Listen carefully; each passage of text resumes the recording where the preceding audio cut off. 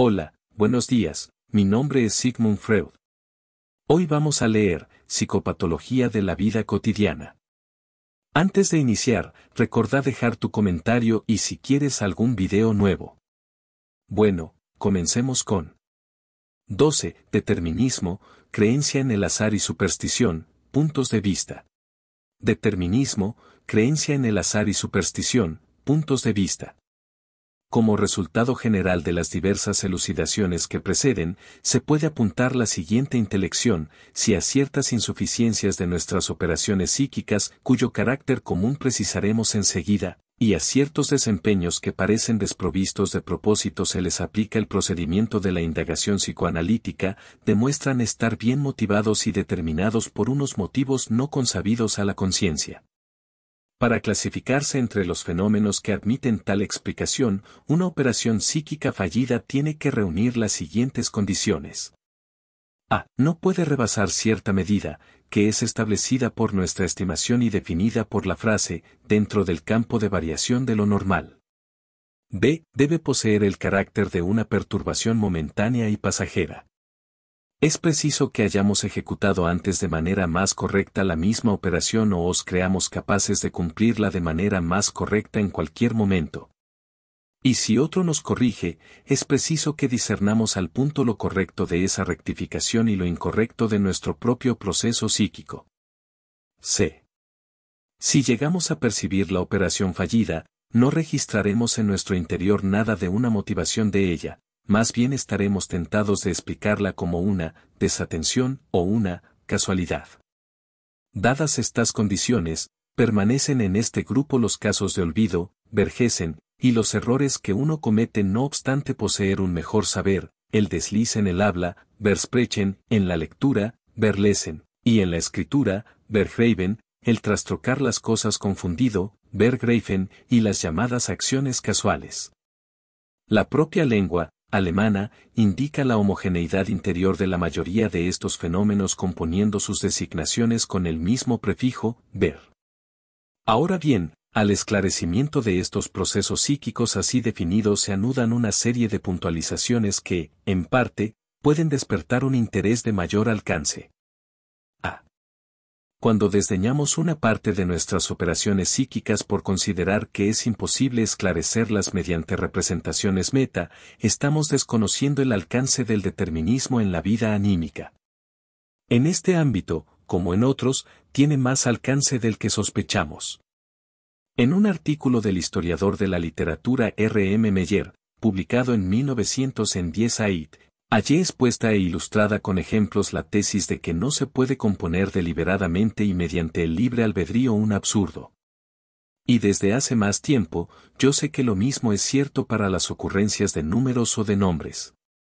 Si se indaga un número en apariencia formado según el propio albedrío, por ejemplo uno de varias cifras y declarado como en chanza o por travesura, se comprueba que obedece a un estricto determinismo que realmente no se habría creído posible. Elucidaré primero con brevedad un ejemplo de nombre de pila arbitrariamente escogido, y luego analizaré con más detalle un ejemplo análogo de un número, arrojado sin pensar. 1. Mientras preparo para su publicación, el historial clínico de una de mis pacientes me pongo a considerar el nombre de pila que debo darle en el trabajo. Aparentemente tengo un amplio margen de elección. Es cierto que algunos nombres quedan excluidos de antemano, en primer lugar, el nombre auténtico, luego, los de integrantes de mi propia familia, pues ello me resultaría chocante, y acaso otros nombres femeninos de sonido particularmente raro, pero, por lo demás, no tendría por qué desconcertarme en la elección del nombre. Uno esperaría, y de hecho yo lo espero, contar con un cúmulo de nombres femeninos. En lugar de ello afloró uno solo, y ninguno más, el nombre, Dora. Me pregunto por su determinismo. Y bien, ¿quién más se llama Dora? Quisiera rechazar, por increíble, la primera ocurrencia, ella reza que así se llama la niñera de mi hermana. Pero poseo tanta disciplina o tanta práctica para el análisis que retengo la ocurrencia y sigo devanando ese hilo. Enseguida se me ocurre un pequeño episodio de la tarde anterior, que proporciona el determinismo buscado. Sobre la mesa de comedor de mi hermana vi una carta con el sobrescrito, para la señorita Rosa W. Asombrado, pregunto quién se llama así, y me entero de que la supuesta Dora en verdad se llama Rosa, y debió resignar su nombre al emplearse en la casa porque también mi hermana puede considerarse aludida por la interpelación de Rosa. Dije conmiserativamente, pobre gente, ni siquiera su nombre puede conservar. Según ahora me acuerdo, callé entonces por un momento y me puse a pensar en toda clase de cosas serias que se perdían en lo oscuro, pero que ahora podría hacer conscientes con facilidad. Y cuando al día siguiente buscaba un nombre para una persona que no podía conservar el suyo, no se me ocurrió otro que el de Dora. La exclusividad de este nombre descansa aquí en un sólido enlace de contenido, pues en la historia de mi paciente un influjo decisivo, también para el derrotero de la cura provino de la persona de servicio en casa ajena, una gobernanta. Este pequeño episodio tuvo años después una continuación inesperada. Cierta vez que exponía en unas conferencias el historial clínico de la muchacha ahora llamada Dora, publicado hacía ya mucho tiempo, se me ocurrió que una de las dos mujeres que estaban entre el auditorio llevaba ese mismo nombre, Dora, que yo había pronunciado con tanta frecuencia y en los más diversos enlaces. Me dirigí entonces a la joven colega, a quien además conocía personalmente, presentándole la disculpa de que en realidad no había pensado en que también ella se llamaba así, y le ofrecí sustituir en las conferencias ese nombre por otro. Se me planteó entonces la tarea de elegir a toda prisa otro, y a raíz de ello reflexioné en que una cosa no debía hacer, y era caer en el nombre de pila de la otra oyente, pues así daría pésimo ejemplo a mi colega, ya instruida en el psicoanálisis. Por eso me puse muy contento cuando en sustitución de Dora se me ocurrió el nombre Erna, del cual me valí en la conferencia.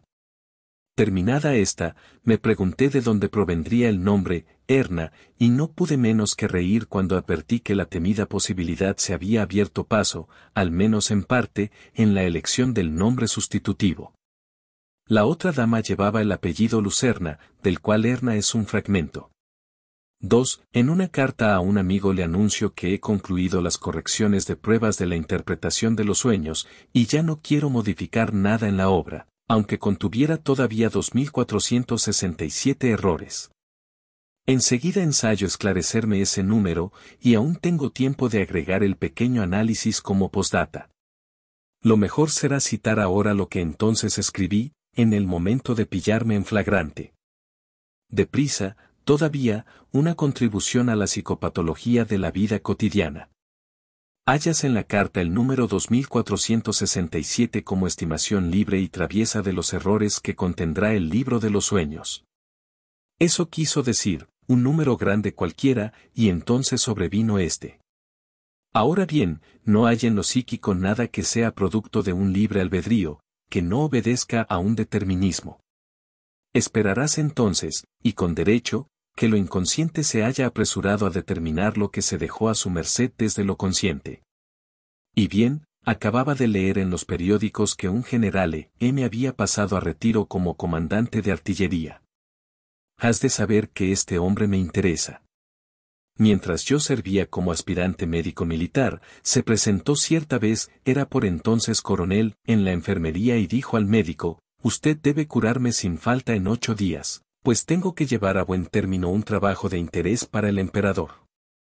Desde ese momento me propuse seguir la carrera de este hombre y hete ahí que hoy 1899 la ha terminado, es comandante de artillería y ya se jubila. Quise calcular el tiempo en que él había recorrido ese camino, sobre la base de que yo lo había visto en el hospital en 1882. Serían, pues, 17 años. Se lo conté a mi mujer, y ella observó, entonces, tú también deberías jubilarte ahora. Y yo protesté, Dios me guarde. Tras esa plática me senté a la mesa para escribirte.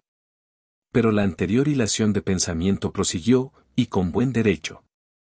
La cuenta estaba equivocada, para saberlo, tengo en mi recuerdo un punto de apoyo firme.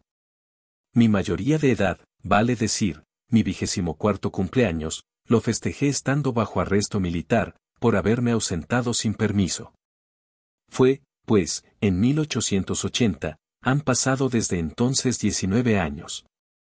Ahí tienes el número 24 que aparece en 246 voltios. Toma ahora el número de mi edad, 43, y agrégale 24 años, obtendrás 67. O sea que a la pregunta sobre si yo también quiero jubilarme, me he concedido en el deseo 24 años más de trabajo. Evidentemente me mortifica que en el intervalo durante el cual he seguido al coronel M yo no haya adelantado tanto, pese a sentir una especie de triunfo por estar él ya acabado, mientras que yo lo tengo todo por delante. Entonces puedo decirme con derecho que ni siquiera este número 2467, que yo arrojé al azar, carece de su determinación desde lo inconsciente. 3. Desde que esclarecí este primer ejemplo de número escogido al parecer por libre albedrío, repetí el experimento muchas veces y con el mismo resultado, pero el contenido de la mayoría de los casos atañe a cosas tan íntimas que impiden la comunicación. Por eso justamente no dejaré de citar aquí un análisis muy interesante de ocurrencia de números que el Dr. Alfred Adler, de Viena, recibió de un informante, por completo sano, conocido de él. He aquí ese informe. Ayer a la noche arremetí sobre psicopatología de la vida cotidiana y habría acabado con el libro de no estorbármelo un raro episodio. Cuando leí que todo número que evocamos en la conciencia, al parecer con total libre albedrío, tiene un sentido preciso, decidí hacer un experimento. Se me ocurrió el número 1734. Y entonces se precuno pitaron las siguientes ocurrencias: 1734. 17 igual a 102, 102-. 17 igual a 6. Luego separo el número en 17 y 34. Yo tengo 34 años.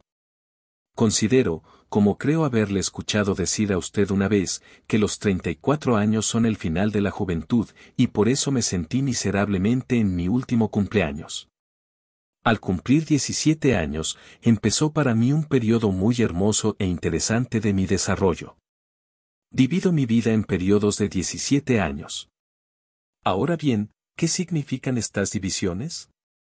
Respecto del número 102, se me ocurre que el número 102 de la Universal Bibliothek, V, de Reclam es el drama de Katzebo, Menschenasun Rui, misantropía y arrepentimiento. Mi estado psíquico presente es de misantropía y arrepentimiento. El número 6 de la V, sé de memoria muchos de sus títulos, es Die Schuld, la culpa, de Muller. Me martiriza de continuo el pensamiento de que por mi culpa no llegué a ser lo que mis aptitudes prometían. Además, el número 34 de la V es un relato del mismo Muller, titulado Der Calibre, el calibre. Separo la palabra en caliber. Luego se me ocurre que contiene las palabras, alí y calí, potasio. Esto me recuerda que una vez hice rimas con mi hijo Alí, de 6 años. Lo insté a buscar una palabra que rimase con Alí. No se le ocurrió ninguna, y entonces yo le dije, Alí reinigt den Mand mit Permangansauren Cali, Alí se limpia la boca con permanganato de potasio. Reímos mucho, y Alí estuvo muy bueno. En los últimos días debí comprobar con disgusto que el Kin, Liber Alí Esiaí, no era un buen Alí, pronunciándose Caliber como Caliber. Entonces me pregunté, ¿cuál es el número 17 de la V?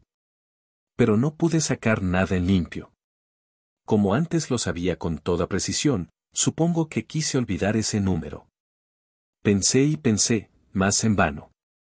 Quise entonces seguir leyendo, pero lo hacía mecánicamente, sin entender palabra, pues me martirizaba ese 17. Apagué la luz y seguí buscando. Al fin se me ocurre que el número 17 tiene que ser una pieza de Shakespeare. Pero, ¿cuál? Se me ocurre, Hero and Leander. Con toda evidencia, un estúpido intento de mi voluntad por distraerme. Por último me levanto y busco el catálogo de la V. El número 17 es Macbeth. Me veo forzado a comprobar, para mi confusión, que no sé casi nada de ese drama, a pesar de haberme ocupado no menos de esta obra que de las otras de Shakespeare. Solo se me ocurre, asesino, Lady Macbeth, brujas, lo bello es vil, y que en su tiempo había hallado muy hermosa la traducción de Macbeth por Schiller. Sin duda he querido olvidar esta pieza. Se me ocurre, aún, que 17 y 34 divididos por 17 dan 1 y 2. Los números 1 y 2 de la V son el Fausto, de Goethe. Antes he hallado en mí mucho de fáustico. Tenemos que lamentar que la discreción del médico no nos permita vislumbrar el significado de esta serie de ocurrencias. Adler señala que este hombre no alcanzó la síntesis de sus explicitaciones. En cuanto a estas, no nos parecerían merecedoras de ser comunicadas si en su continuación no aflorara algo que nos pone en la mano la llave para entender el número 1734 y toda la serie de ocurrencias. Hoy por cierto tuve una vivencia que habla mucho en favor de la justeza de la concepción de Freud. Mi esposa, a quien yo había despertado al levantarme por la noche, me preguntó qué hacía con el catálogo de la V. Le conté la historia. Halló todo demasiado rabulístico, solo admitió muy interesante a Macbeth, drama contra el cual yo tanto me había defendido. Dijo que a ella no se le ocurría nada si pensaba un número. Yo respondí, hagamos la prueba. Nombró el número 117. Le repliqué enseguida, el 17 es una referencia a lo que te acabo de narrar. Además, ayer te dije que si una esposa tiene 82 años, y su marido 35, es una enojosa desproporción. Desde hace algunos días embromo a mi mujer diciéndole que es una abuelita de 82 años. 82 más 35 igual a 117. El marido, que no supo hallar el determinismo de su propio número, enseguida descubrió la solución cuando su mujer escogió un número supuestamente por libre albedrío.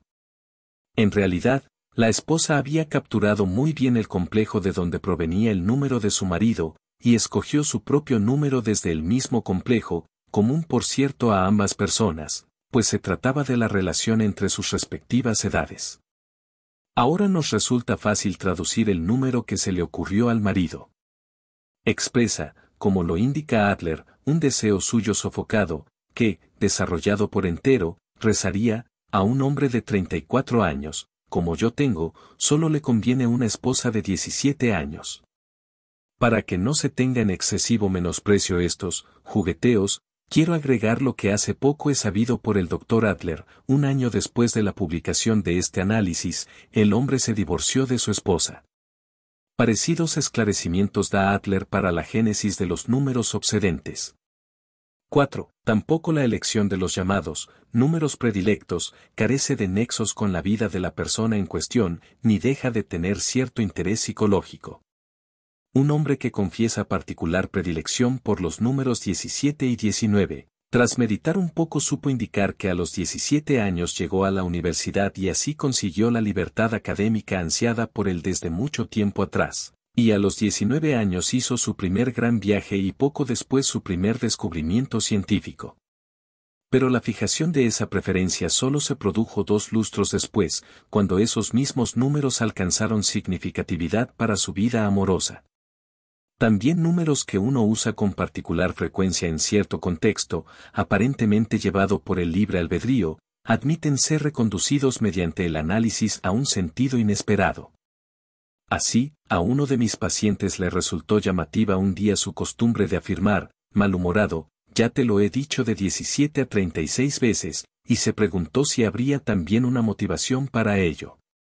Enseguida se le ocurrió que había nacido un día 27, y en cambio su hermano menor un día 26, y tenía razones para quejarse de que el destino le robara tantos dones de la vida para dárselos a ese hermano menor. Figuraba entonces este favoritismo del destino restándolo de su día de nacimiento y sumándolos al de su hermano. Aunque soy el mayor, me han reducido así.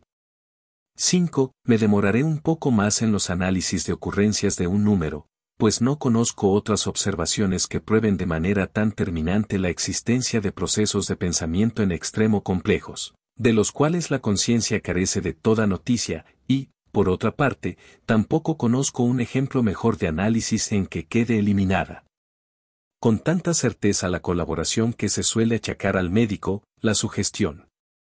Por eso comunicaré, de uno de mis pacientes, y con su consentimiento, la ocurrencia que él tuvo acerca de un número. Solo necesito indicar que era el menor de una larga serie de hijos y que siendo muy joven había perdido a su admirado padre. Encontrándose de un talante particularmente alegre, se le ocurre el número 426.718, y se pregunta, bueno, ¿qué se me ocurre sobre esto? Primero, un chiste que he oído: si un resfriado recibe tratamiento médico, dura 42 días, pero si lo pasa sin tratarlo, solo dura 6 semanas. Esto corresponde a las primeras cifras del número, 42 igual a 6x7. En la parálisis que le sobreviene tras esta primera solución, le hago notar que el número por el escogido, de 6 cifras, contiene los primeros dígitos salvo el 3 y el 5. Descubre enseguida por dónde sigue la interpretación. Somos 7 hermanos, y yo soy el menor. El 3 corresponde, en la serie de los hijos, a mi hermana A, el 5, a mi hermano L, y ambos eran mis enemigos. De niño, solía rogar a Dios todas las noches que llamara a su lado a estos dos espíritus que me martirizaban. Paréceme ahora que por mí mismo me cumplo aquí ese deseo. 3 y 5, el hermano malo y la hermana odiada, son pasados por alto. Pero si el número significa la serie de sus hermanos, ¿qué quiere decir el 18 del final? Porque ustedes solo eran 7. A menudo he pensado que si mi padre hubiera vivido más, no habría quedado yo como el menor de los hijos. De haber llegado uno más, habríamos sido 8, y yo habría tenido un niño más pequeño detrás de mí, frente a quien hacer el papel del mayor. Así quedaba esclarecido el número, pero aún debíamos establecer el nexo entre el primer fragmento de la interpretación y el siguiente.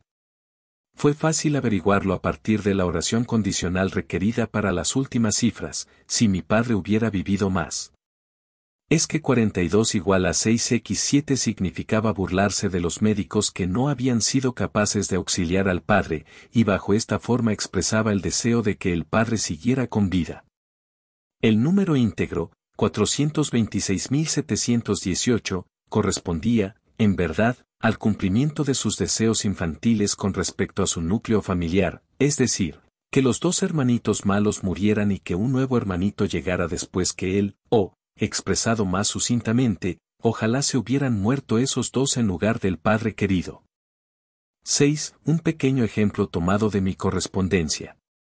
Un director de telégrafos de él escribe que su hijo de 18 y medio años quiere estudiar medicina. Ya ha comenzado a interesarse por la psicopatología de la vida cotidiana y hace experimentos con sus padres para convencerse de lo correcto de mis concepciones. Reproduzco a continuación uno de los experimentos por él realizados, sin pronunciarme sobre la discusión conexa. Mi hijo dialoga con mi mujer acerca de la llamada casualidad, y le explica que ninguna canción o cifra que a ella se le ocurran será elegida realmente al azar. Se desarrolla entonces la siguiente plática. Hijo, dime un número cualquiera. Madre, 79. Hijo, ¿qué se te ocurre acerca de él? Madre, pienso en el lindo sombrero que miré ayer. Hijo, ¿cuánto costaba? Madre, 158 marcos. Hijo, ahí lo tenemos, 158/2 igual a 79. El sombrero te pareció demasiado caro y sin duda pensaste, si costara la mitad, lo compraría. Contra estas puntualizaciones de mi hijo elevé ante todo la objeción de que, en general, las damas no saben calcular bien, y que sin duda su madre no había establecido con claridad que 79 era la mitad de 158. Y que entonces su teoría presuponía el hecho, bastante improbable, de que la subconsciencia calcula mejor que la conciencia normal. De ninguna manera me respondió suponiendo que mamá no haya hecho el cálculo 158/2 igual a 79, muy bien puede haber visto esa igualdad en alguna oportunidad, y hasta puede haberse ocupado del sombrero durante el sueño, y ahí establecer con claridad cuánto costaría si solo valiera la mitad. 7. Tomo de Jones otro análisis de número. Un caballero conocido de él tuvo por ocurrencia el número 986, y lo desafió entonces a entramarlo con alguna cosa que él llegara a pensar. Recurriendo al método de asociación libre, lo primero que se le ocurrió fue un recuerdo que antes no le había venido a la mente. 6 años atrás, el día más caluroso de que tuviera memoria, un periódico informó que el termómetro había marcado 986 grados Fahrenheit, evidentemente una exageración grotesca de 981 grados. Durante la plática estábamos sentados frente al hogar, donde ardía un intenso fuego, del cual él se alejó señalando, probablemente con razón, que el gran calor le había traído ese recuerdo. Pero yo estaba intrigado por saber el motivo por el cual le había quedado grabado con tanta firmeza ese recuerdo, que la mayoría de las personas habrían echado en el olvido, a menos que estuviera asociado a alguna otra vivencia más significativa. Refirió haberse reído a rabiar con aquella chanza, y siempre que tornaba a pasársele por la mente lo volvía a divertir. Pero como yo no la encontraba tan graciosa, esto no hizo sino reforzar mi expectativa de hallar detrás algo más. Su siguiente pensamiento fue que la representación del calor siempre significó mucho para él. Dijo que el calor es lo más importante en el mundo, la fuente de toda vida, etc. Semejante actitud en un joven tan prosaico en todo lo demás exigía forzosamente una explicación. Le rogué que siguiera con sus asociaciones. Su siguiente ocurrencia fue la chimenea de una fábrica, que podía ver desde su dormitorio. Al anochecer solía quedarse con la mirada fija en el humo y el fuego que de ahí salía, reflexionando sobre el lamentable despilfarro de energía.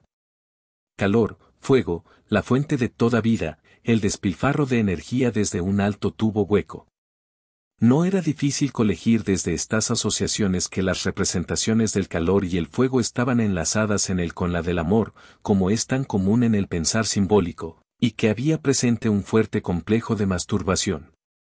Él confirmó mi conjetura. Quien quiera recoger una cabal impresión sobre la manera en que el material de los números es procesado dentro del pensar inconsciente, puede remitirse a los trabajos de Jung y de Jones. En análisis propios de esta índole, dos cosas me han llamado sobre todo la atención. En primer lugar, la seguridad directamente sonámbula con que me lanzo hacia la nieta para mi desconocida y me enfrasco en unas hilaciones de pensamientos aritméticos que de pronto recalan en el número buscado, y la rapidez con que se consuma ese trabajo de repaso. Nacharbeit. En segundo lugar, la circunstancia de que los números de mi pensar inconsciente se ofrezcan tan prestos, no obstante ser yo un nil calculador y tener la mayor dificultad para conservar conscientemente años, números de direcciones y cosas similares. Por otra parte, en estas operaciones inconscientes con números descubro una inclinación a la superstición, cuyo origen siguió siendo durante largo tiempo extraño para mí.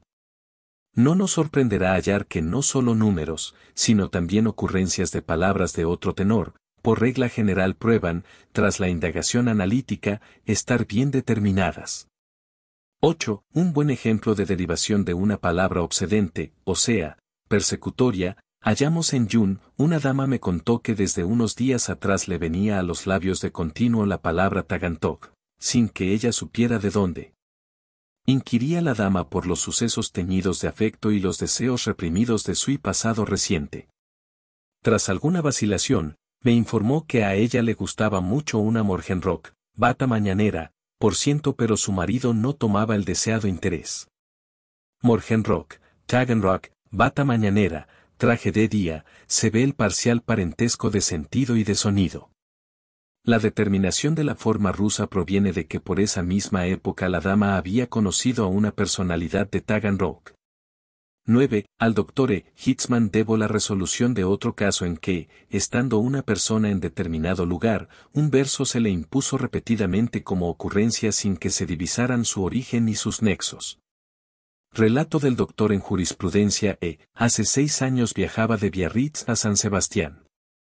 La línea ferroviaria pasa por el río Bidasoa, que aquí es limítrofe entre Francia y España. Sobre el puente se ve un hermoso paisaje, de un lado, un ancho valle y los Pirineos, del otro, la lejanía del mar. Era un bello y resplandeciente día de verano, todo inundado de sol y de luz. Iba yo en viaje de vacaciones, me alegraba llegar a España, y se me ocurrieron los versos. Ah, ya está libre el alma, vuela por el mar de luz. Recuerdo que en ese momento me puse a pensar de dónde eran los versos, y no lo pude desentrañar. Por su ritmo, esas palabras debían de provenir de un poema, pero este escapaba por completo de mi recuerdo. Creo haber preguntado luego a varias personas, después que repetidas veces los versos me volvieron a pasar por la mente, sin poder averiguar nada de cierto. El año pasado, de regreso de una excursión a España, viajaba por la misma línea ferroviaria. La noche era una boca de lobo, y llovía. Yo miraba por la ventanilla para ver si nos aproximábamos a la estación fronteriza, y advertí que ya estábamos sobre el puente del Bidasoa. Enseguida me acudieron a la memoria los versos ya citados, y tampoco esta vez pude acordarme de su origen. Varios meses después, en casa, cayeron en mis manos los poemas de Uhland. Abrí el volumen, y mi mirada dio con estos versos: ya está libre el alma, vuela por el mar de luz, que cierran el poema de Erwaller, el peregrino. Lo leí entero, y muy oscuramente recordé haberlo conocido años atrás. La acción tiene por escenario a España, y me pareció ser este el único vínculo con el sitio descrito de la línea ferroviaria. Quedé solo a media satisfecho con mi descubrimiento, y seguí hojeando mecánicamente el libro. Los versos ya está libre, etcétera, eran los últimos de una página. Al dar vuelta la hoja, me encontré con una poesía cuyo título era Die Bidasoa Brücke, el puente sobre el Bidasoa. Agregaré que el contenido de este último poema me pareció casi más ajeno que el del primero, y que sus versos iniciales rezaban: sobre el puente del Bidasoa se yergue un santo anciano, a derecha bendice los montes de España, y bendice a izquierda el país de Francia. B. Esta intelección del determinismo de unos nombres y números en apariencia elegidos por libre albedrío acaso contribuya a esclarecer otro problema. Como es notorio, muchas personas invocan, contra el supuesto de un total determinismo psíquico, un particular sentimiento de convicción en favor de la existencia de una voluntad libre. Este sentimiento de convicción existe, y no cede a la creencia en el determinismo. Como sucede con todos los sentimientos normales, es fuerza que tenga una justificación. Ahora bien, hasta donde yo he podido observarlo, no se exterioriza a raíz de las grandes e importantes decisiones de la voluntad. En estas oportunidades, se tiene más bien la sensación de la compulsión psíquica y de buena gana se la invoca: a esto me atengo, otra cosa no puedo. En cambio, en las decisiones triviales e indiferentes uno preferiría asegurar que igualmente habría podido obrar de otro modo, que uno ha actuado por una voluntad libre, no motivada. Pues bien, de acuerdo con nuestros análisis, no hace falta cuestionar la legitimidad del sentimiento de convicción de la voluntad libre. Si uno introduce el distingo entre una motivación desde lo consciente y una motivación desde lo inconsciente, ese sentimiento de convicción nos da noticia de que la motivación consciente no se extiende a todas nuestras decisiones motrices. Minima non curat praeter. Pero lo que así se deja libre desde un lado, recibe su motivación desde otro lado, desde lo inconsciente, y de este modo se verifica sin lagunas el determinismo en el interior de lo psíquico. C. Aunque, por la índole de la situación, es imposible que el pensar consciente tenga noticia de la motivación de las operaciones fallidas a que nos referimos, sería deseable descubrir una prueba psicológica de la existencia de esa motivación, y aún es probable, por razones dimanadas de un conocimiento más preciso de lo inconsciente, que tales pruebas se descubran en alguna parte. Efectivamente, en dos ámbitos se pueden descubrir fenómenos que parecen corresponder a una noticia inconsciente, y por eso, desplazada, descentrada, de esta motivación. Un rasgo llamativo y universalmente señalado en la conducta de los paranoicos es que otorgan la máxima significación a los pequeños detalles, en que ordinariamente no reparamos, del comportamiento de los demás. De ellos extraen interpretaciones y las convierten en base de unos extensos razonamientos. Por ejemplo, el último paranoico que examiné infería que todos cuantos lo rodeaban se habían puesto de acuerdo, pues en la estación, cuando él partía de viaje, habían hecho cierto movimiento con la mano. Otro tomaba nota de la manera de andar la gente por la calle, cómo manejaban el bastón, etc. Vale decir que el paranoico desestima, en su aplicación a las exteriorizaciones psíquicas de los demás, la categoría de lo contingente, de lo que no exige motivación, que el hombre normal. Considera una parte de sus propias operaciones psíquicas y actos fallidos. Todo cuanto nota en los otros es significativo, todo es interpretable. ¿Cómo llega a esto?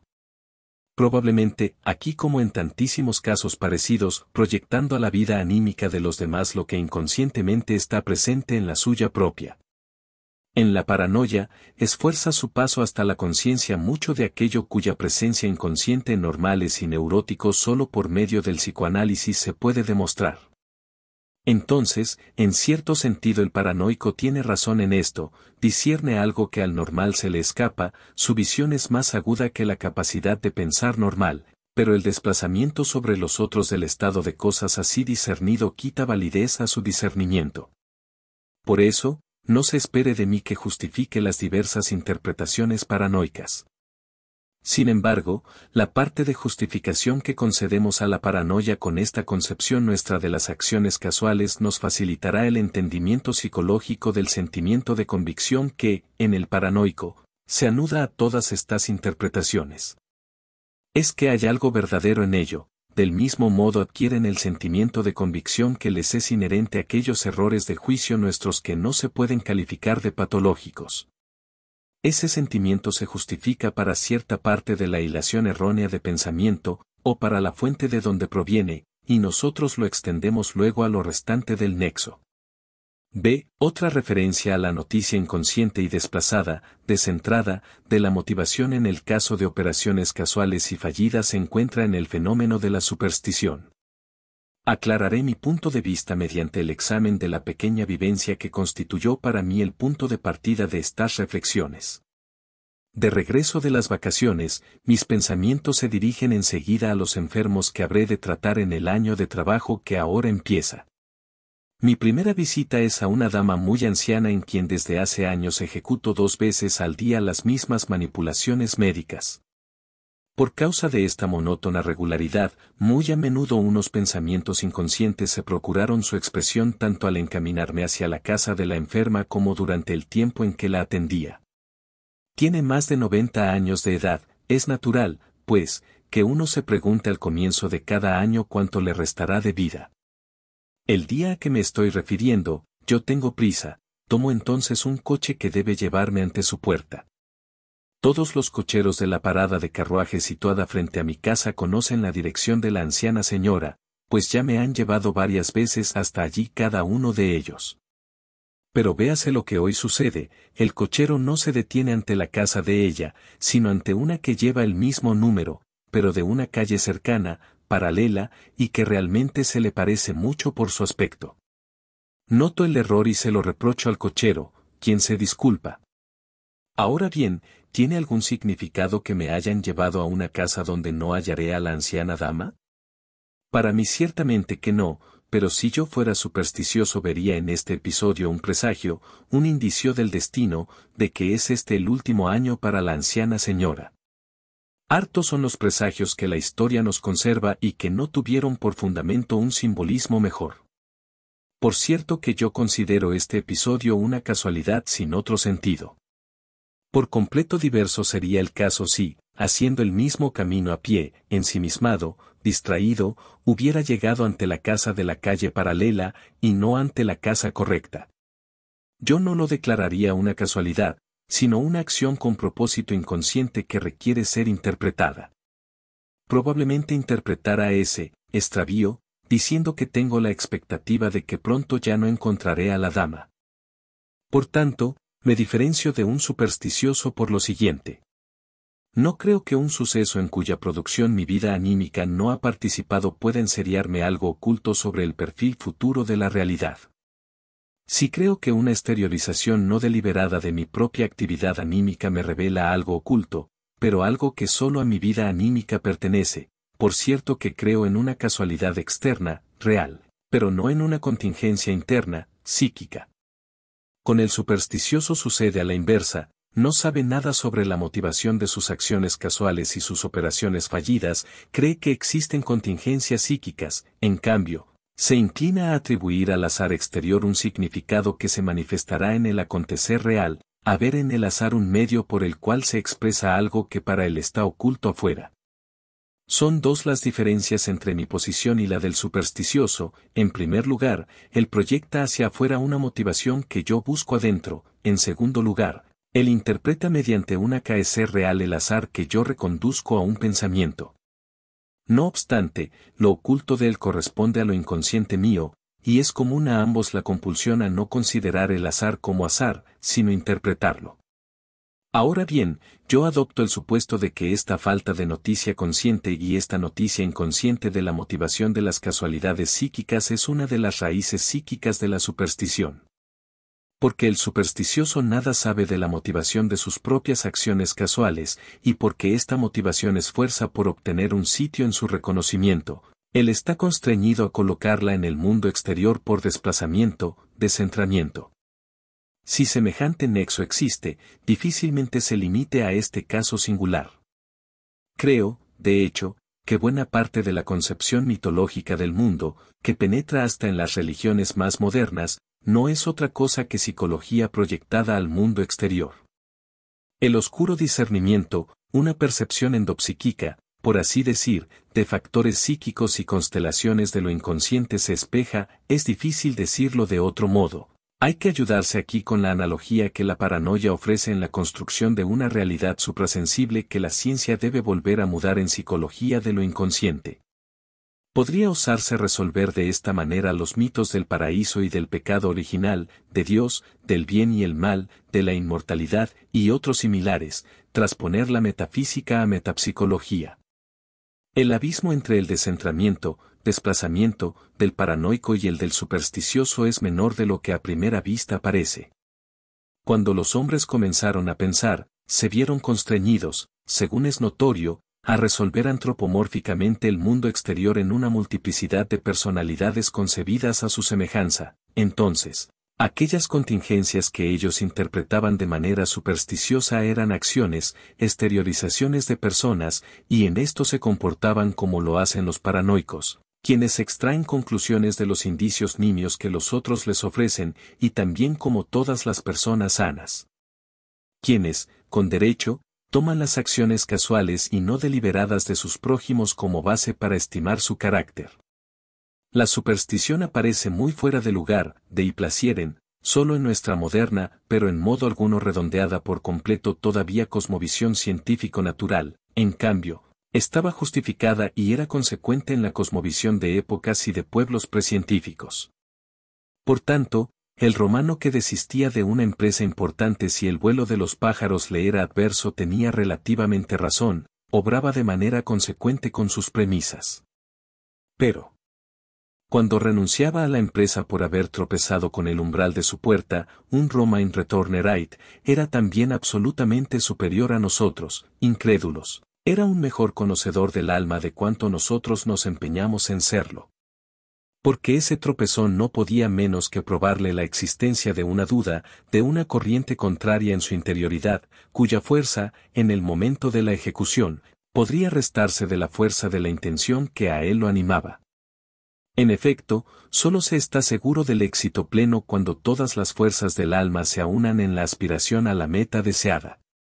¿Cómo responde el Guillermo Tell de Schiller, quien titubea tanto en tirar a la manzana puesta sobre la cabeza de su hijo, cuando el alcalde le pregunta por qué ha aprontado una segunda flecha? Con esa flecha a usted lo atravesara si a mi hijo amado lastimaba, y a usted, ciertamente, no le errara. De quien ha tenido la oportunidad de estudiar por medio del psicoanálisis las mociones anímicas escondidas de los seres humanos puede decir también algo nuevo sobre la cualidad de los motivos inconscientes que se expresan en la superstición. En los neuróticos, con frecuencia muy inteligentes, aquejados de estados obsesivos y de un pensar obsesivo, se discierne de la manera más nítida que la superstición proviene de unas mociones hostiles y crueles sofocadas. La superstición es en buena parte una expectativa de infortunio, y quien ha deseado a menudo el mal a otros, pero a consecuencia de haber sido educado para el bien reprimió, desalojó, a lo inconsciente tales deseos, se inclinará particularmente a esperar el castigo de esa maldad inconsciente como un infortunio que lo amenaza del exterior. Al paso que admitimos no haber agotado en modo alguno la psicología de la superstición con estas puntualizaciones, estamos obligados a rozar al menos este problema. Si han de ponerse en cabal tela de juicio las raíces reales y objetivas de la superstición, si no existen de verdad premoniciones, sueños proféticos, experiencias telepáticas, exteriorizaciones de fuerzas suprasensibles y cosas semejantes. Pues bien, lejos estoy de pretender condenar sin apelación todos estos fenómenos, sobre los cuales aún hombres de sobresaliente intelecto nos presentan tantas observaciones detalladas, y que deberían ser preferente objeto de ulteriores indagaciones. Cabe esperar, por cierto, que una parte de estas observaciones llegue a ser esclarecida por nuestro incipiente discernimiento de los procesos anímicos inconscientes, sin constreñirnos a introducir variaciones radicales en las opiniones que hoy sustentamos. Y aun si hubieran de probarse otros fenómenos, los aseverados por los espiritistas, emprenderíamos las modificaciones que de nuestras leyes demandare la experiencia nueva, sin que se nos desconcertara por eso la trama de las cosas dentro del mundo. En el marco de estas consideraciones, solo puedo responder de manera subjetiva, vale decir, según mi experiencia personal, estas cuestiones que acabamos de plantear. Por desdicha, debo confesarlo, me encuentro entre aquellos indignos individuos ante quienes los espíritus suspenden su actividad y lo suprasensible huye, de suerte que nunca fui puesto en la situación de vivenciar por mí mismo algo que me incitara a creer en milagros. Como todos los seres humanos, he tenido premoniciones y he experimentado infortunios, pero unas y otros no coincidieron entre sí, o sea que a las premoniciones no le siguió nada y el infortunio se abatió sobre mí sin anuncio previo. En tiempos en que yo, de joven, vivía solo en una ciudad extranjera, a menudo oía a una voz querida, inconfundible, llamarme por mi nombre. Decidí anotar entonces el momento en que me sobrevenía la alucinación para preguntar luego, inquieto, a quienes permanecían en mi hogar, lo ocurrido en ese mismo instante. Y no había nada. En cambio, después, trabajaba imperturbable y sin premoniciones con mis pacientes en momentos en que mi hija corría riesgo de muerte a causa de una hemorragia. Por otra parte, en ninguna de las premoniciones de que mis pacientes me informaron pude llegar a reconocer un fenómeno objetivo. Empero, debo confesar que en los últimos años he hecho algunas experiencias asombrosas que hallarían fácil esclarecimiento si se admitiese una transferencia telepática del pensamiento. La creencia en sueños proféticos tiene muchos partidarios porque puede invocar en su apoyo el hecho de que muchas cosas se plasman en el futuro realmente como el deseo las había construido en el sueño. Solo que ahí hay poco espacio para maravillarse, y entre el sueño y el cumplimiento se puede comprobar por regla general una gran divergencia, que la credulidad del soñante no gusta de anotar. Un buen ejemplo de un sueño que con justicia se llamaría profético me lo ofreció cierta vez una paciente inteligente y veraz para su análisis exacto. Contó haber soñado que se topaba con su viejo amigo y médico de su familia ante una determinada tienda en cierta calle, y cuando a la mañana siguiente fue al centro de la ciudad lo encontró realmente en el lugar mencionado en el sueño. Hago notar que este milagroso encuentro no probó su significación por ninguna vivencia subsiguiente, vale decir, que no se la podía justificar desde lo venidero. Un examen cuidadoso estableció que no había pruebas de que la dama recordara el sueño ya a la mañana que siguió a la noche del sueño, o sea, antes de salir de paseo y tener el encuentro. No pudo objetar nada a una relación de las cosas que quitaba al episodio todo lo maravilloso y solo dejaba en pie un interesante problema psicológico. Ella caminaba una mañana por la calle de Marras, ante una tienda se topó con el viejo médico de su familia, y entonces, al verlo, le sobrevino el convencimiento de que la noche anterior había soñado con ese encuentro en el mismo lugar. Después, el análisis pudo indicar con gran probabilidad cómo habría llegado ella a ese convencimiento, al cual, según reglas universales, no es lícito denegarle ciertos títulos de credibilidad. Un encuentro en determinado lugar tras una espera previa, de hecho, esa es la situación de una cita. El viejo médico de su familia despertaba en ella el recuerdo de antiguas épocas en que citas con una tercera persona, amiga también del médico, habían sido sustantivas para ella. Desde entonces ella había mantenido trato con este señor, y el día anterior al presunto sueño lo había esperado en vano. Si yo pudiera comunicar en detalle los vínculos aquí presentes, me resultaría fácil mostrar que la ilusión del sueño profético a la vista del amigo de los viejos tiempos es equivalente, por ejemplo, al siguiente dicho: «Ah, doctor. Usted me hace acordar ahora a tiempos pasados, cuando nunca habría esperado en vano a N si habíamos convenido una cita». Del consabido, milagroso encuentro, con una persona en quien uno precisamente estaba pensando, he observado en mí mismo un ejemplo simple y de fácil interpretación, acaso un buen arquetipo para sucesos parecidos. Pocos días después que me hubieron concedido el título de profesor que tanta autoridad confiere en países de organización monárquica, iba yo dando un paseo por el centro de la ciudad y de pronto mis pensamientos se orientaron hacia una pueril fantasía de venganza dirigida contra cierta pareja de cónyuges. Meses antes, ellos me habían llamado para examinar a su hijita, a quien le había sobrevenido un interesante fenómeno obsesivo a la saga de un sueño. Presté gran interés al caso, cuya génesis creía penetrar, empero, los padres desautorizaron mi tratamiento y me dieron a entender su intención de acudir a una autoridad extranjera, que curaba mediante hipnotismo.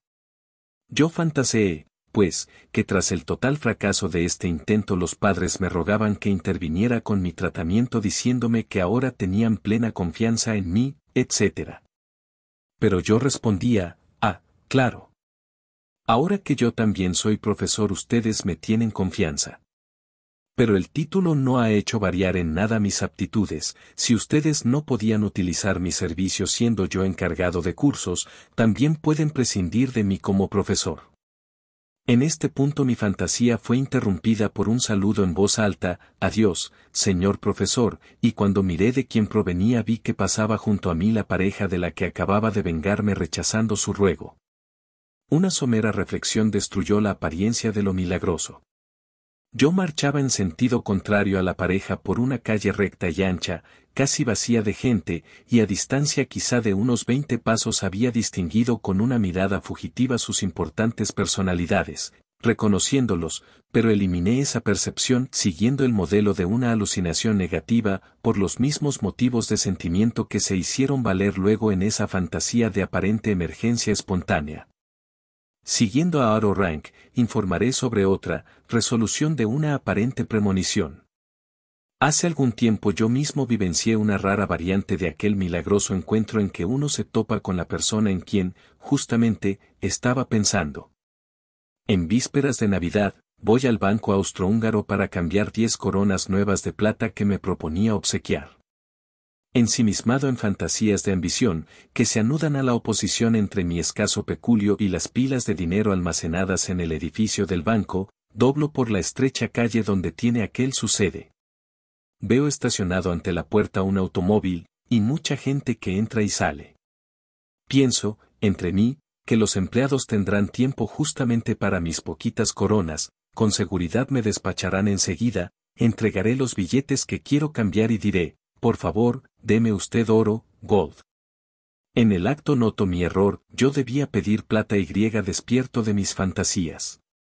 Estoy ya a unos pocos pasos de la puerta de entrada, y veo a un joven que viene en dirección contraria, se me antoja conocido, pero a causa de mi miopía no puedo discernirlo con seguridad.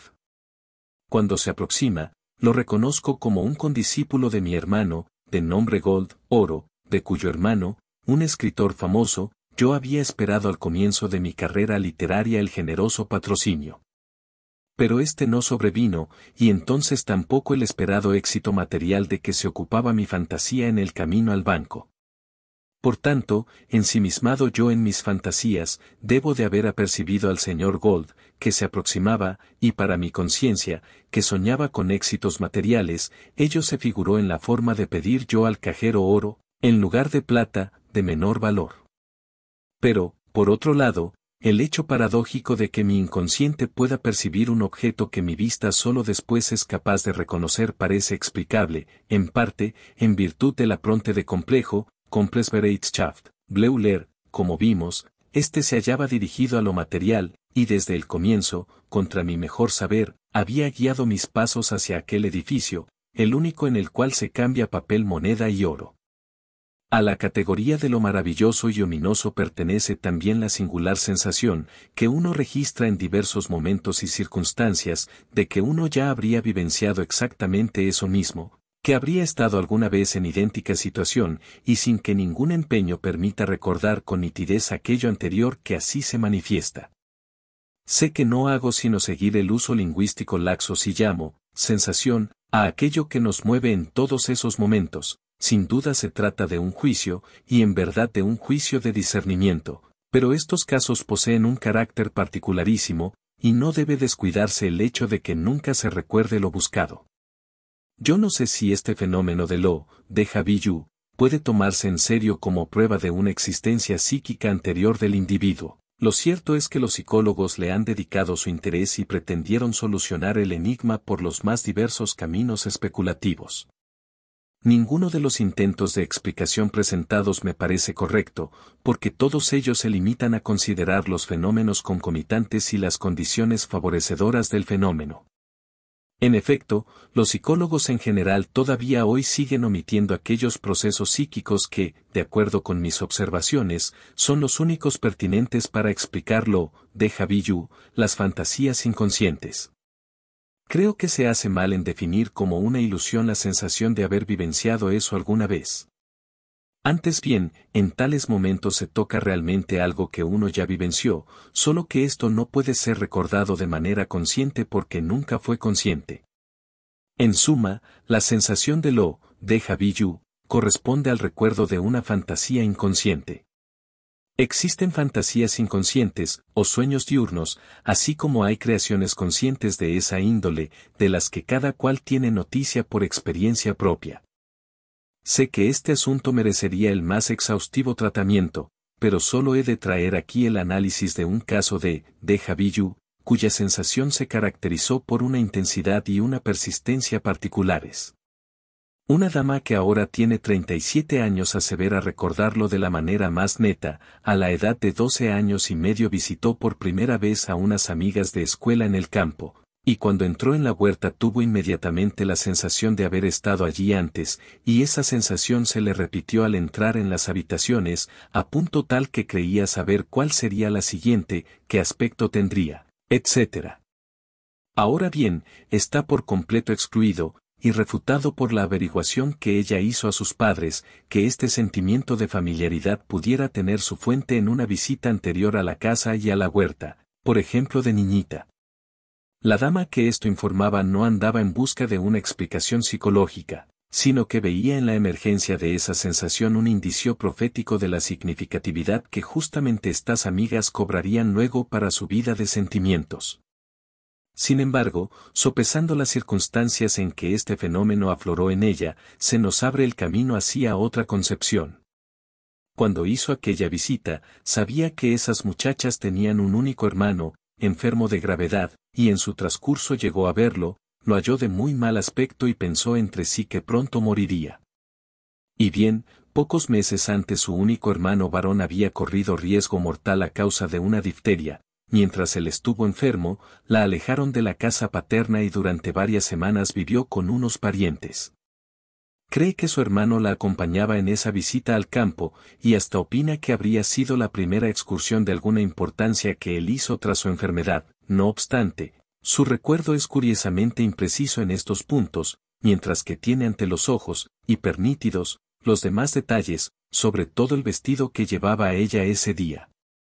Al experto no le resultará difícil inferir, de estos indicios, que la expectativa de que su hermano muriera había desempeñado un gran papel en la muchacha por aquel tiempo, y que nunca le había devenido consciente, o bien cayó bajo una enérgica represión tras el feliz desenlace de la enfermedad. Si el curso de los acontecimientos hubiera sido distinto, ella habría debido llevar otro vestido, a saber, ropa de luto. Y entre sus amigas halló una situación análoga. Su único hermano corría peligro de morir pronto, cosa que poco después sucedió en efecto. Habría debido recordar conscientemente que ella misma vivió esa situación pocos meses antes, pero como la represión le estorbaba ese recuerdo, transfirió el sentimiento de recordar sobre los lugares, la huerta y la casa, y cayó presa del false reconnaissance, reconocimiento falso, de haber visto todo eso ya una vez tal cual. Del hecho de la represión estamos autorizados a inferir que la expectativa de muerte de su hermano, que ella tuvo en su momento, no estaría muy lejos del carácter de una fantasía de deseo. Así, habría quedado como hija única. En su posterior neurosis sufría de la manera más intensa la angustia de perder a sus padres, angustia tras la cual el análisis, como es usual, pudo descubrir el deseo inconsciente de igual contenido. En cuanto a mis propias, fugaces, vivencias de déjà vu, pude de parecida manera derivarlas de la constelación momentánea de sentimientos. Sería una nueva ocasión para despertar aquellas fantasías, inconscientes e ignotas, que se formaron en mi antaño, y antaño lo hicieron como un deseo de mejorar la situación. Hasta ahora, esta explicación de lo déjà vu solo ha sido apreciada por un único observador. El Dr. Ferenczi, a quien la tercera edición de este libro, la de 1910, debe tantos aportes valiosos, me escribe sobre esto, me he convencido, así en mí mismo como en otros, de que el inexplicable sentimiento de familiaridad se debe reconducir a unas fantasías inconscientes que a uno le son inconscientemente evocadas dentro de una situación actual. En uno de mis pacientes el proceso parecía ocurrir de otro modo, aunque en verdad era análogo. Este sentimiento retornaba en el asaz a menudo, pero por lo común pudo demostrarse que provenía de un fragmento de sueño olvidado, reprimido, de la noche pasada. Parece, entonces, que lo déjà vu puede provenir no solo de sueños diurnos, sino también de sueños nocturnos. Supe después que Grassá ha dado del fenómeno una explicación que se aproxima mucho a la mía. En 1913 describí en un breve ensayo otro fenómeno muy vecino al de lo déjà vu, es el de lo déjà raconté, ya contado, la ilusión de haber comunicado ya algo particularmente interesante que aflora en el curso del tratamiento analítico. El paciente asevera en tales casos, con todos los indicios de una certeza subjetiva, haber contado ya cierto recuerdo hace mucho tiempo. Pero el médico está seguro de lo contrario y por regla general puede convencer al paciente de su error. Esta interesante operación fallida se explica, sin duda, por el hecho de que el paciente ha tenido el impulso y el designio de comunicar aquello, pero omitió hacerlo, no lo llevó a cabo, y ahora sitúa el recuerdo de lo primero como sustituto de lo segundo, la ejecución del designio. Un parecido sumario de las cosas, y es probable que idéntico mecanismo, muestran las llamadas por Ferenczi, operaciones fallidas presuntas. Uno cree haber olvidado, extraviado, perdido algo, un objeto, y puede convencerse de no haber hecho nada de eso, pues todo está en orden. Por ejemplo, una paciente regresa a la sala del médico con la motivación de recoger su paraguas, que debe de haber quedado ahí, pero el médico nota que ese paraguas, ella lo tiene en la mano. Hubo entonces el impulso hacia tal operación fallida, y bastó para sustituir a su realización. Salvo esa diferencia, la operación fallida presunta es equiparable a la real. Pero es, por así decir, más barata. Cuando no hace mucho tuve ocasión de presentar a un colega de formación filosófica algunos ejemplos de olvido de nombres con su análisis, se apresuró a objetar, todo está muy lindo, pero en mí el olvido de nombres se produce de otro modo. Evidentemente no es lícito despachar el asunto tan a la ligera, yo no creo que a mi colega se le hubiera pasado antes por la cabeza someter a análisis un olvido de nombre, y tampoco podría decir cuál era ese otro modo que en él se verificaba. Pero su puntualización toca un problema que acaso muchos se inclinen a situar en el primer plano. ¿Tiene validez general la solución que aquí hemos dado para las acciones fallidas y casuales, o se aplica solo a casos aislados? Y si sucede esto último, ¿cuáles son las condiciones en que es lícito aducirla para explicar estos fenómenos, que también podrían ocurrir de otro modo? Mis experiencias me dejan en la estacada para responder estas preguntas. Solo puedo desaconsejar que se tenga por raro el nexo que señalamos, pues tantas veces como en mí mismo y en mis pacientes lo puse a prueba, lo he podido demostrar con igual certeza que en los ejemplos aquí comunicados, o al menos surgieron buenas razones para conjeturarlo. No es asombroso que no siempre se consiga descubrir el sentido oculto de la acción sintomática, pues en ello cuenta como factor decisivo la magnitud de las resistencias interiores que contrarían la solución. Tampoco uno es capaz de interpretar cada sueño de sí mismo o de los pacientes. Para corroborar la validez universal de la teoría basta que se pueda penetrar cierto trecho en la escondida trama.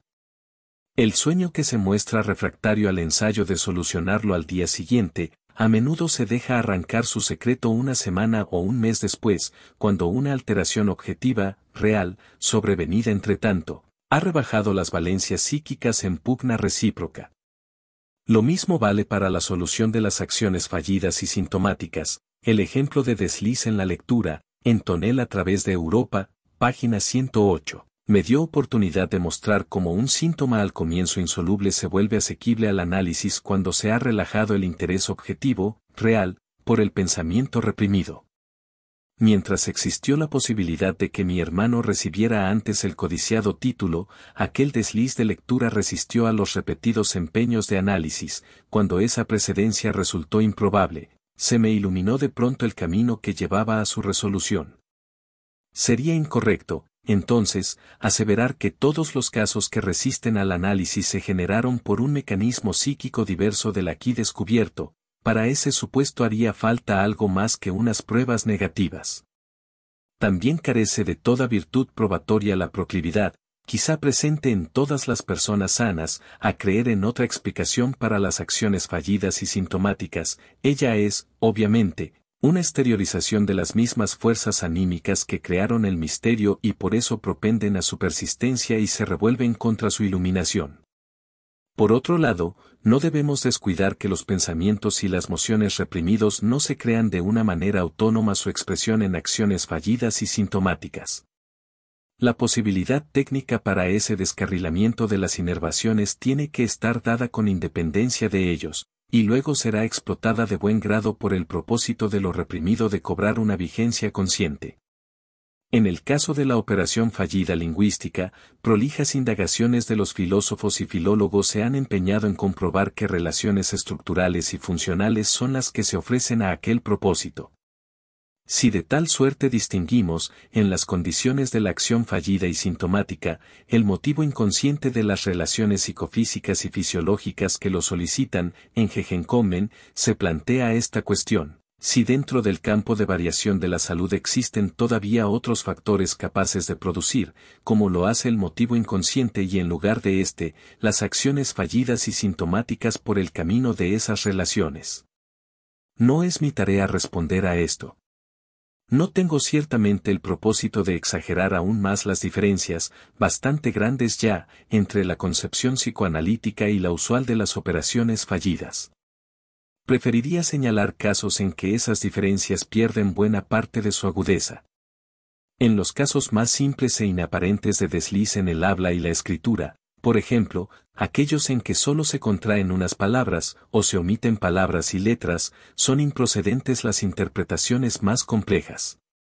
Desde el punto de vista del psicoanálisis, uno debe aseverar que son el indicio de que algo perturbó la intención, pero sin poder averiguar de dónde provino la perturbación ni qué se proponía. Es que ella no consiguió otra cosa sino anunciar su presencia. Y en estos mismos casos, pues, vemos entrar en acción los favorecimientos, que jamás hemos cuestionado, de la operación fallida por unas constelaciones de valores fonéticos y unas asociaciones psicológicas próximas. Sin embargo, una justa exigencia científica nos ordena aplicar a estos casos rudimentarios de desliz en el habla o en la escritura el rasero de los otros, más acusados, cuya indagación proporciona conclusiones tan indubitables sobre la causación de estos fenómenos. Desde nuestras elucidaciones sobre el trastrabarse, venimos limitándonos a demostrar que las operaciones fallidas poseen una motivación oculta, y nos valimos del psicoanálisis para noticiarnos de la respectiva motivación.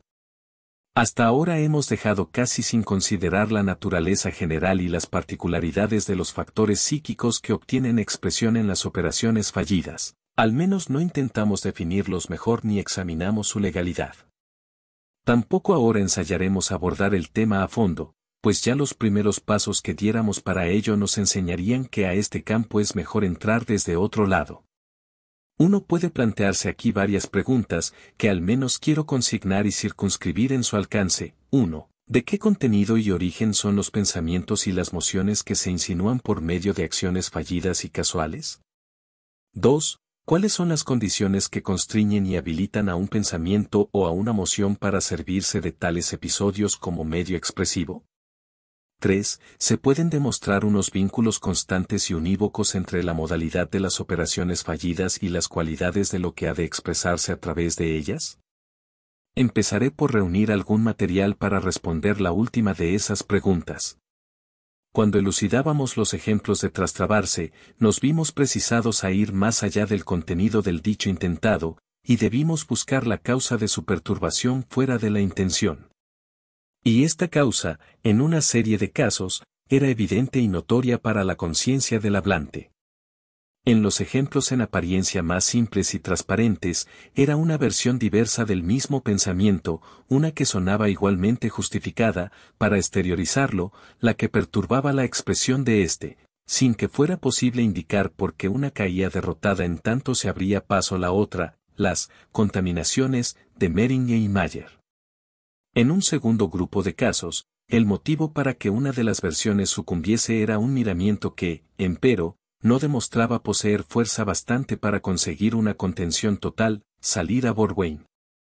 También aquí la versión retenida era claramente consciente. Solo con respecto al tercer grupo se puede afirmar de manera irrestricta que el pensamiento perturbador era diferente del intentado. Aquí parece posible, pues, trazar un distingo capital. El pensamiento perturbador se conecta con el perturbado a través de unas asociaciones de pensamiento, perturbación por contradicción interior, o bien le es esencialmente ajeno, y solo a través de una insólita asociación extrínseca se enlaza la palabra perturbada con el pensamiento perturbador, que a menudo es inconsciente.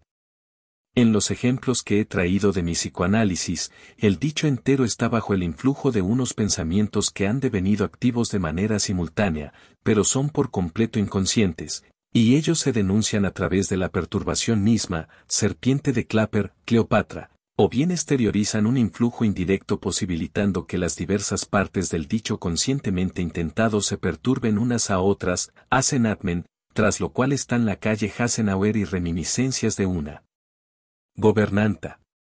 Los pensamientos retenidos o inconscientes, de los cuales parte la perturbación del habla, son del más diverso origen. Por tanto, este abordaje panorámico no nos revela ninguna ley general.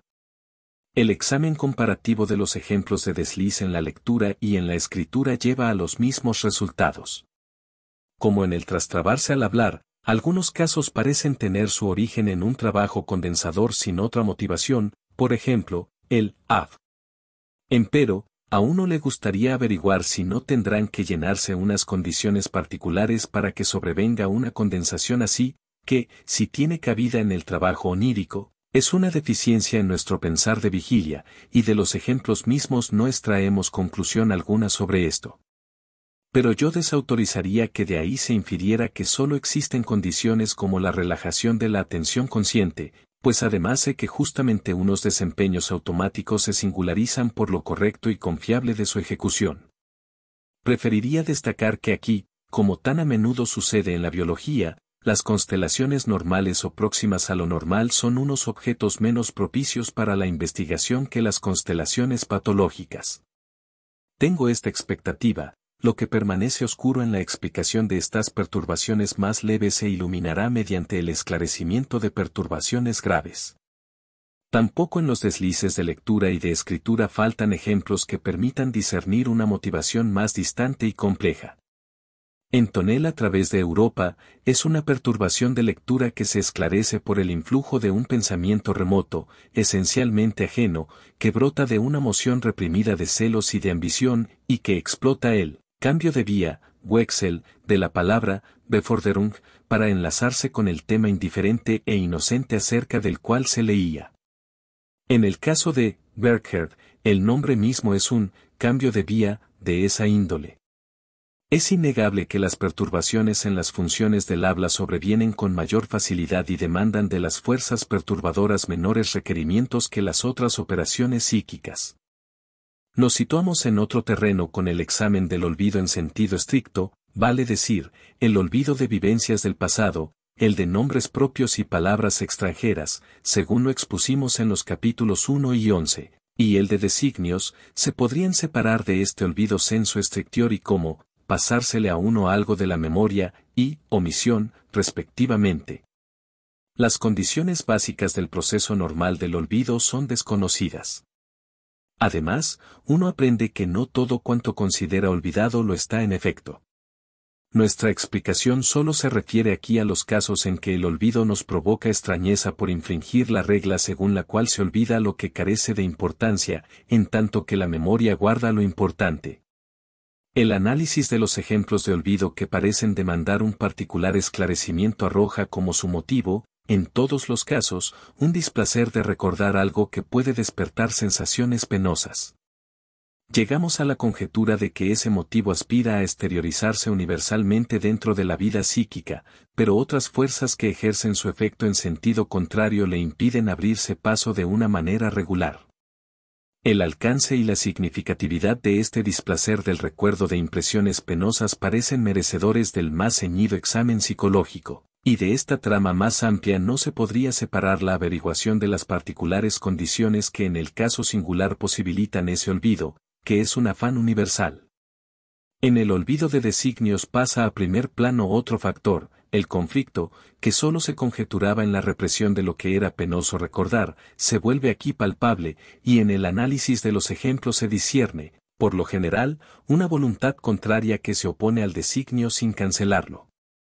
Como en las operaciones fallidas que llevamos consideradas, también aquí se distinguen dos tipos de proceso psíquico, la voluntad contraria se vuelve directamente contra el designio, en propósitos de alguna monta, o bien es por completo ajena a éste y establece conexión con él por medio de una asociación extrínseca, en designios casi indiferentes.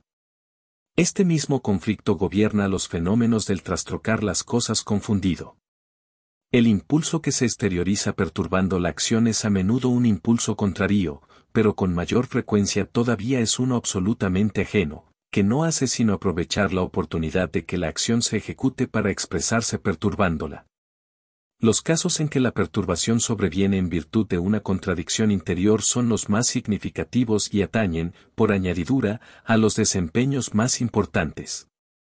En las acciones casuales o sintomáticas, el conflicto interno pasa a un segundo plano. Estas exteriorizaciones motrices que la conciencia estima en poco o ignora por completo sirven a la expresión de muchísimas mociones inconscientes o contenidas. Las más de las veces figuran de manera simbólica unas fantasías o deseos. Sobre la primera pregunta, acerca del origen que tendrían los pensamientos y emociones que se expresan en las operaciones fallidas, se puede decir que en una serie de casos se demuestra fácilmente que los pensamientos perturbadores provienen de unas mociones sofocadas de la vida anímica. Sentimientos e impulsos egoístas, celosos, hostiles, sobre los que gravita el peso de la educación moral, no rara vez se valen, en las personas sanas, de las operaciones fallidas como el camino para exteriorizar de algún modo su poder, un poder cuya presencia es innegable, pero que no es admitido por unas instancias anímicas superiores. El consentir estas acciones fallidas y casuales equivale en buena medida a una cómoda tolerancia de lo inmoral. Entre estas mociones sofocadas, las diversas corrientes sexuales no desempeñan un papel desdeñable. Se debe a lo fortuito del material que justamente en mis ejemplos aparezcan tan rara vez entre los pensamientos que el análisis descubre. Como debí someter al análisis ejemplos tomados sobre todo de mi propia vida anímica, la selección fue parcial de antemano y estuvo dirigida a excluir lo sexual. En otros casos, los pensamientos perturbadores parecen brotar de unas objeciones y unos miramientos de extrema inocencia. Tócanos ahora responder la segunda pregunta, acerca de las condiciones psicológicas que constriñen a un pensamiento a no expresarse en forma cabal, sino por así decir parasitariamente, como modificación y perturbación de otro. Los casos más llamativos de acción fallida sugieren que aquellas han de buscarse en un vínculo con la condición de susceptible de conciencia, en el carácter, más o menos marcado, de lo reprimido. Pero si perseguimos este carácter en la serie de los ejemplos, se nos va resolviendo en unos indicios más y más nebulosos. La inclinación a pasar por alto algo que nos hace perder el tiempo, la ponderación de que ese pensamiento no viene al caso, en verdad, para el asunto intentado parece desempeñar, como motivo para refrenar un pensamiento que luego está destinado a expresarse perturbando otro, el mismo papel que la condena moral de una rebelde moción de sentimiento o la proveniencia desde unos itinerarios de pensamiento totalmente inconscientes.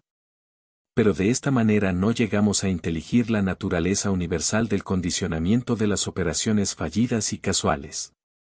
En esas indagaciones se aprenderá un único hecho significativo: mientras más inocente sea la motivación de la operación fallida, menos chocante y, por eso, menos insusceptible de conciencia será el pensamiento que en ella se exprese, y con mayor facilidad se podrá resolver el fenómeno toda vez que uno le preste atención. Los casos más leves de trastrabarse se notan enseguida y son corregidos de manera espontánea.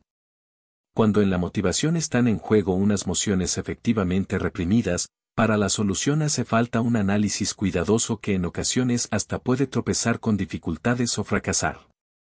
Está de todo punto justificado, pues, tomar el resultado de esta última indagación como indicio de que el esclarecimiento satisfactorio de las condiciones psicológicas de las acciones fallidas y casuales se obtendrá por otro camino y desde otro lado. ¿Quiere entonces el paciente lector ver en estas consideraciones la demostración de las líneas de fractura siguiendo las cuales este tema fue arrancado, de manera bastante artificiosa, de un nexo más vasto? G. Algunas palabras para señalar al menos el rumbo de ese nexo más amplio. El mecanismo de las acciones fallidas y casuales, según lo hemos conocido mediante la aplicación del análisis, exhibe, en los puntos más esenciales, una coincidencia con el mecanismo de la formación de los sueños, que yo expuse en el capítulo, El trabajo del sueño, de mi obra referida a ese tema. Aquí como allí, uno halla condensaciones y formaciones de compromiso, contaminaciones, la situación es la misma, a saber, unos pensamientos inconscientes logran expresarse por caminos insólitos, a través de asociaciones extrínsecas, como modificación de otros pensamientos. Los dislates, absurdos y errores del contenido del sueño, a consecuencia de los cuales es difícil reconocer en el sueño el producto de una operación psíquica, se generan del mismo modo, si bien con un aprovechamiento más libre de los recursos preexistentes que las equivocaciones vulgares de nuestra vida cotidiana. Aquí como allí, la apariencia de una función incorrecta se resuelve en la peculiar interferencia de dos o más operaciones correctas. Y de esta coincidencia cabe extraer una importante conclusión: no es lícito reconducir al estado del dormir de la vida anímica los peculiares modos de trabajo cuya operación más llamativa discernimos en el contenido del sueño, puesto que en las acciones fallidas poseemos tan abundantes testimonios de su acción eficaz durante la vida despierta. Y ese mismo nexo nos prohíbe ver en una profunda fragmentación de la actividad anímica, en unos estados patológicos de la función, la condición de estos procesos psíquicos que nos parecen anormales y ajenos.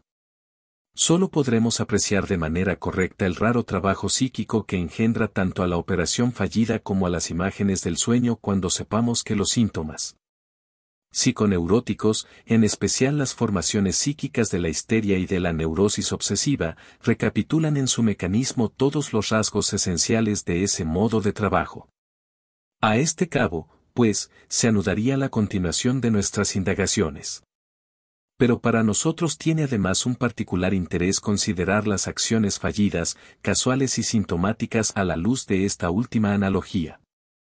Si las equiparamos a las operaciones de la psiconeurosis, a los síntomas neuróticos, dos tesis que a menudo retornan, a saber, que la frontera entre norma y anormalidad nerviosas es fluctuante, y que todos nosotros somos un poco neuróticos, nervus, cobran un sentido y un fundamento.